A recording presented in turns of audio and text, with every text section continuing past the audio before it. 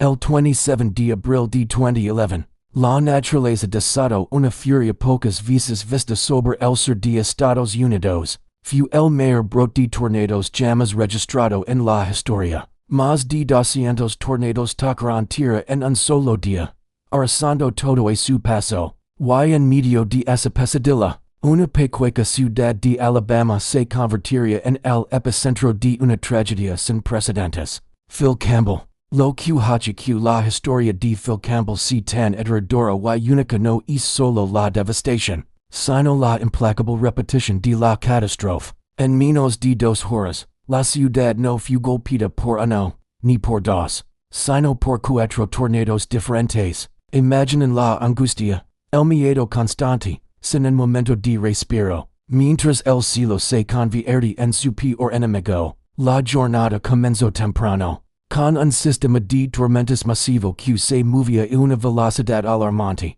La primera advertencia de tornado para el área de Phil Campbell zona, antes de las 10 de la mañana, fue un tornado clasificado como EF3. Tocó tierra y causó daños significativos, arrancando tejados y derribando árboles. La gente salía de sus refugios, pensando que lo peor había pasado.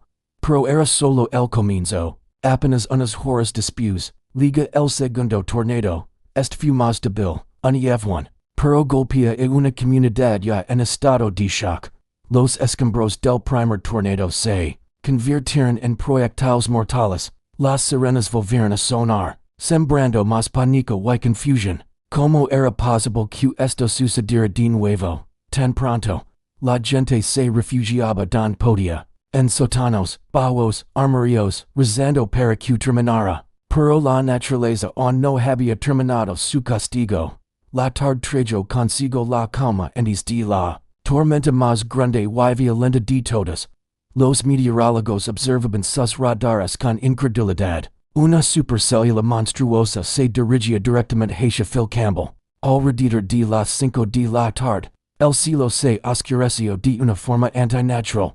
Y entonces, apareció un coloso de casi 2 kilómetros de ancho, un tornado de categoría EF5, la más alta posible, con vientos que superaban los 320 kilómetros por hora. Este no era un tornado común, era una bestia que no solo destruía, sino que borraba. Cosas enteras fueron arrancadas de sus cimientos, dejando solo las losas de hormigón. Vehículos fueron lanzados por el aire como si fueran juguetes.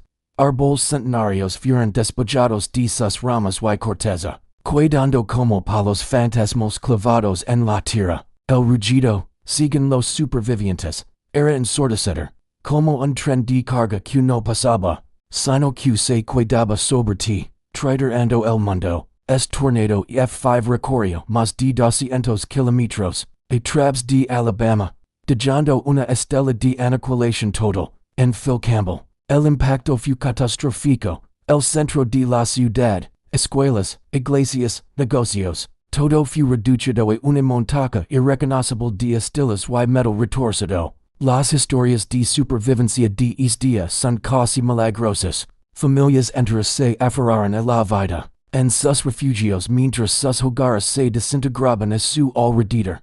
Y cuando finalmente el monstruo se alea, y un silencio espeluznante caía sobre la ciudad, quedaba una última prueba. Al anochecer, mientras los rescatistas y los supervivientes intentaban abrir paso entre los escombros, en la oscuridad total, un cuarto tornado, un EF2, rozó los límites de la ciudad. Fue el golpe de gracia, un último recordatorio cruel del poder implacable de la tormenta. El amanecer del 28 de abril, la verdadera magnitud de la tragedia quedó al descubierto. Phil Campbell era una zona de guerra, de una población de poco más de 1000 habitantes.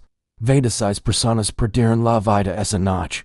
26 familias destrozadas. 26 historias que terminaron abruptamente en medio del caos. Cada perdida fue un golpe devastador para una comunidad tan unida. Las historias de heroísmo emergerán de entre las ruinas, vecinos ayudando a vecinos, estragos excavando entre los escombros en busca de supervivientes, los servicios de emergencia, abrumados, pero decididos, trabajaron sin descanso durante días, el apoyo liga de todo el país, con voluntarios y donaciones que ofrecen un rayo de esperanza en medio de la desolación. Pero por qué Phil Campbell? ¿Por qué esta pequeña ciudad fue golpeada con tanta? La respuesta está en la meteorología de este, una combinación perfecta y mortal de air cálido y húmedo del Golfo de México.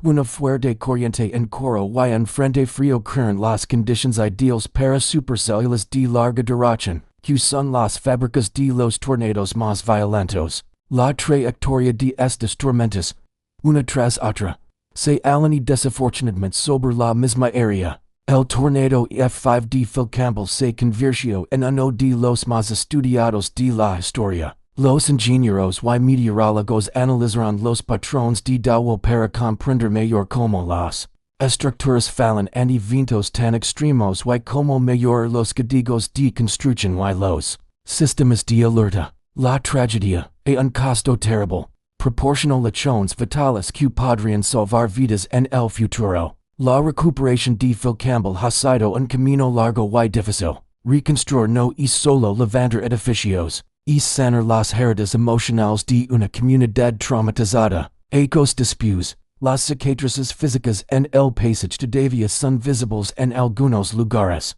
Y las cicatrices emocionales permanecen en los corazones de quienes lo vivieron. La historia de Phil Campbell el 27 de abril de 2011 es un testimonio sombrío del poder destructivo de la naturaleza y de la increíble fragilidad de nuestras vidas, pero también es una historia de resiliencia, de una comunidad que se nega a ser borrada del mapa, se levantaron de las ruinas, se ayudaron mutuamente y, ladrillo a ladrillo, comenzaron a reconstruir sus vidas y su ciudad.